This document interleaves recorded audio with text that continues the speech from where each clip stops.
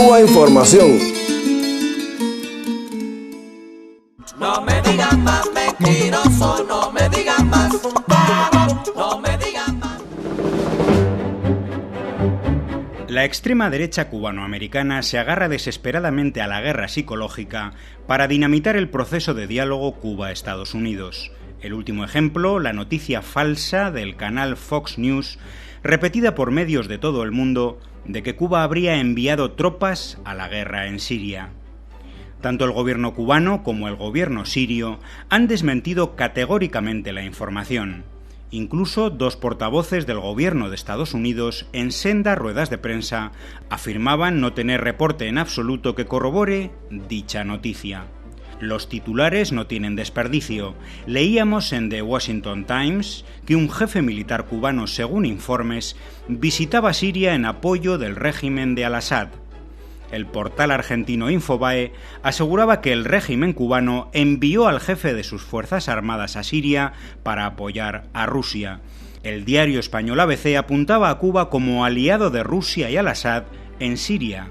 Varias web de derecha señalaban que Cuba habría desplegado 300 militares en Siria para tripular tanques rusos, y el medio israelí Debka multiplicaba la cifra hasta 2.000 cubanos en Siria, lo que provocaba la perturbación, aseguraba, en Israel.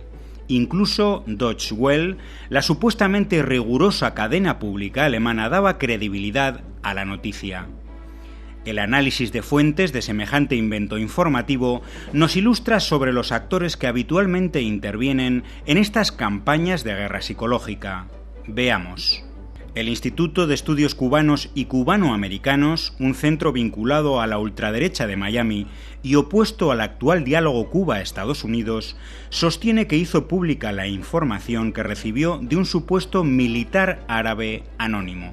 Así lo narraba su director, Jaime Suslicki, en un canal de Miami. Un militar árabe estaba en el aeropuerto de Damasco.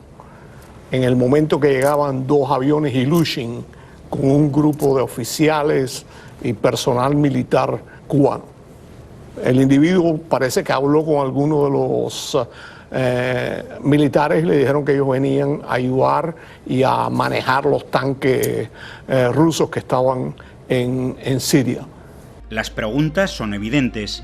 ¿Qué hacía un militar árabe en Siria, un país en guerra que no tiene entre sus aliados militares directos a ningún país árabe?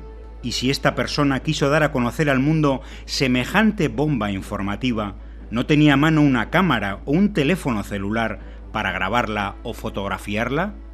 Jaime Suslicki continúa el relato y explica la entrada en escena del canal Fox News, conocido también por su línea militarista y de ultraderecha.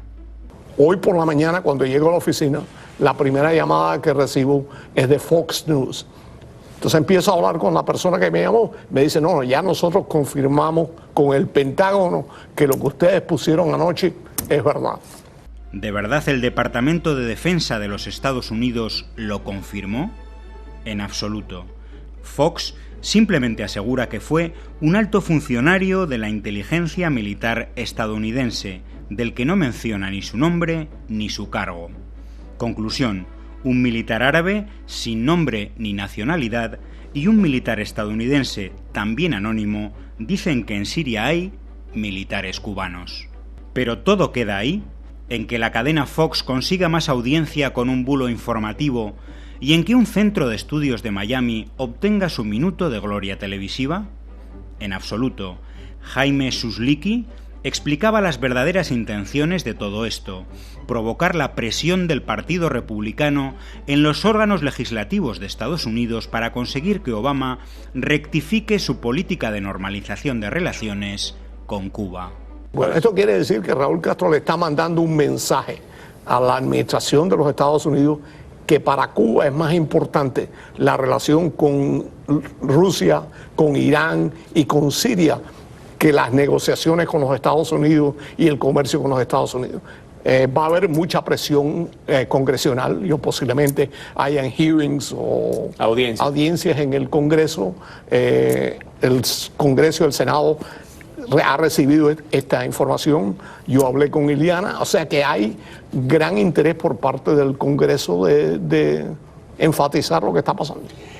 Ya tenemos el cuadro completo. Un centro de Miami que persigue dinamitar el diálogo Cuba-Estados Unidos basándose en una fuente desconocida e inverosímil, o quizá ligada a uno de tantos servicios de inteligencia, asegura que en Siria hay militares de Cuba.